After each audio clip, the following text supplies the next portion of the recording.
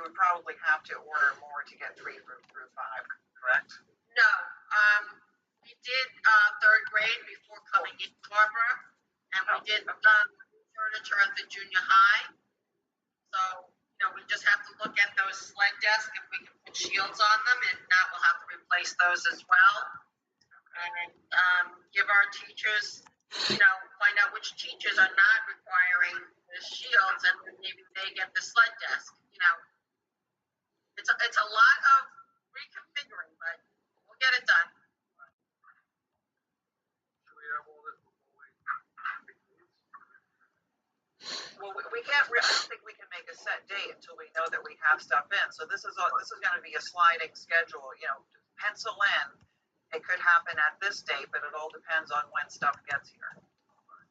And when we get support staff, so we don't have any commingling for the extra services. But looking at just before Thanksgiving or after, a bit less than a month, 3+ weeks or so, do you think that would give us enough time to get those resources? We'll have to put it out, Barbara, and see what response we get. If we give it 7 days, I think that's enough time to, we have a system that then we can get the word out and see what it brings. Yeah, it would also be useful to know if, especially with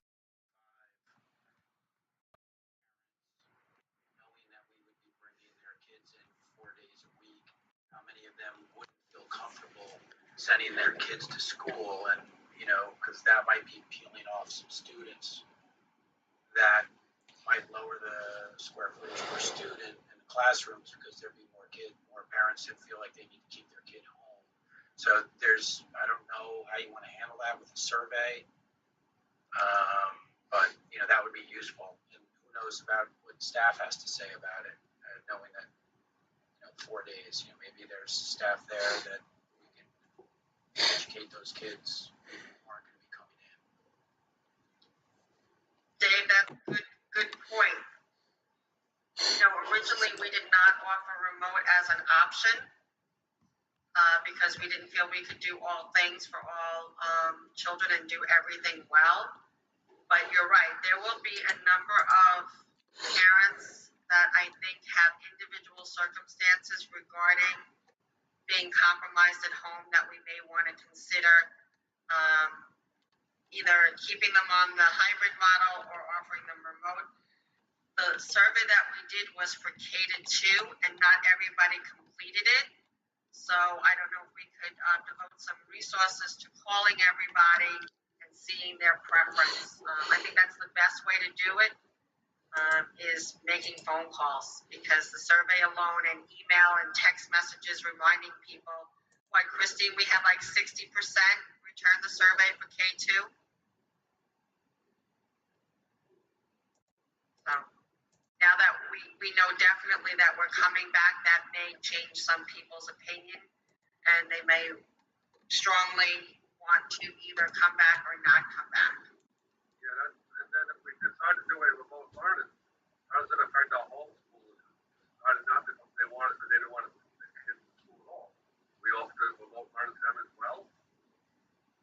I don't know how we can offer remote learning because our teachers are going to be busy with these classes in there the whole time. Right. We're trying to be all things to all people, which we know we cannot do that. Right. So how are we going to handle that? Because we have parents who don't want to send their kids to 4 days a week. How are we going to handle that? I think we need to look at the numbers, Pat. I don't know what those numbers are. I think we just need to put out our plan, and people are going to have to respond to it as they are comfortable with. But I don't think we can start saying that there's 2 plans available. No, but I think we need to get an idea of what parents maybe wouldn't be sending their kids to school if we knew that we were sending at least initially the K-5 back 4 days a week. If there's somebody else down, right? If someone says, I don't want my kids there 4 days a week, right? Right. What is your feeling on that? I don't know what to do and say. It's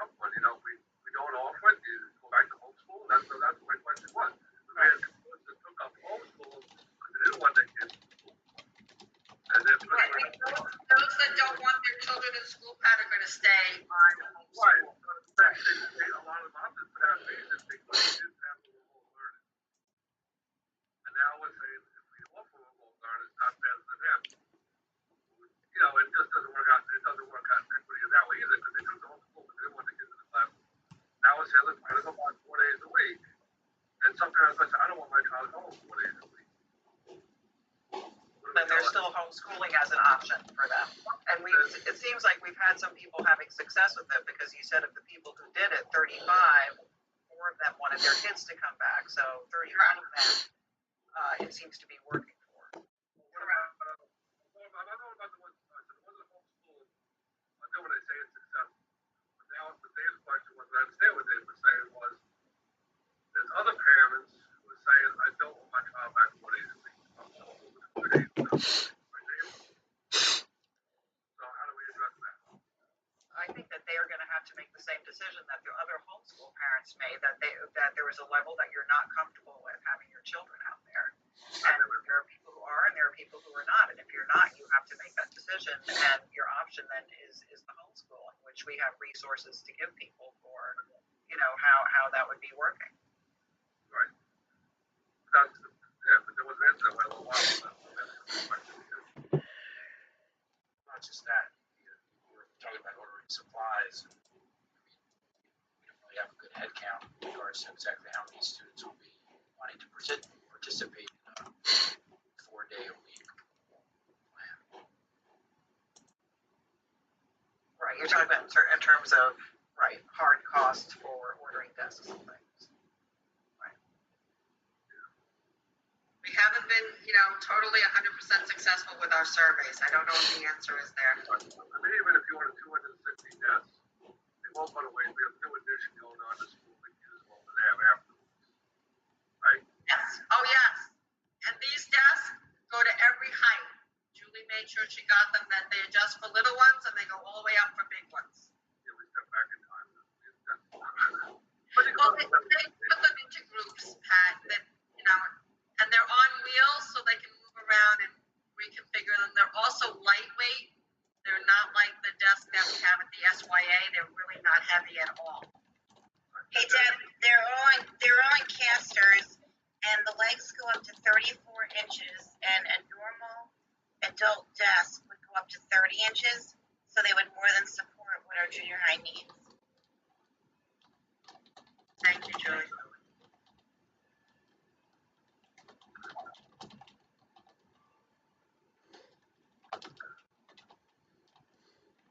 Amy or Tim, you need to unmute if you're saying something. Yeah, I'm just, again, it's not easy, but the fact is that we've been safe so far in doing the hybrid, and now we're talking about starting gradually phasing in 4 days. You know, the thing is as we get towards Thanksgiving and then the Christmas holiday, winter holidays, the possibilities of having to go back to remote learning, you know, are a pretty high percentage. I mean, everything that I'm hearing anyway, is being put out there is that there's a great possibility of you know, cases increasing, and by bringing more kids back into the building, there may be a possibility of making it more unsafe. Again, we're going to all this length to make this plan. I think the plan is great, but the other plan may be to think about it during this time is really gearing up also for going back to remote learning, because the possibilities are of the winter, especially with the fact of the weather and transportation, all of those factors, that we may be in that mode more than likely than being back in school. So, I mean, I haven't heard much discussion about that, and that concerns me, because that's where my head is at a little bit right now, is the fact that we go to all this length to try to bring as many kids back as possible and phase it in, and we're not really preparing for inevitably what's going to happen, that we probably will be back to remote learning for everybody.